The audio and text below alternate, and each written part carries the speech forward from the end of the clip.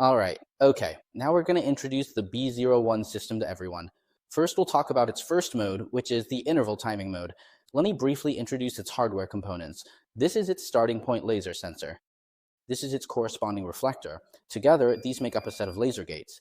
This is the display screen at the finish line, and on the side there's a laser as well.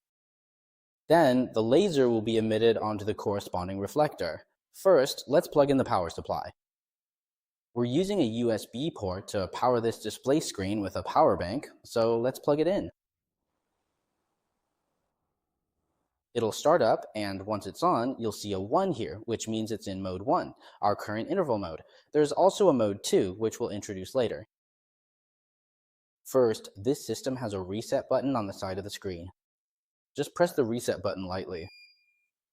At this point, the system resets to 0 and is ready to use. We start from the starting point and the system begins timing. If you trigger the start again, it won't count.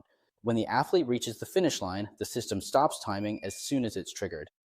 So the time recorded is 6.98 seconds, accurate to 2 decimal places.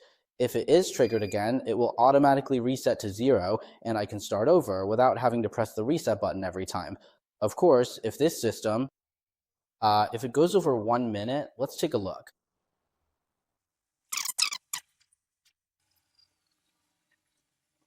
All right, so what happens when our system goes over 1 minute? At first, the minutes aren't displayed yet.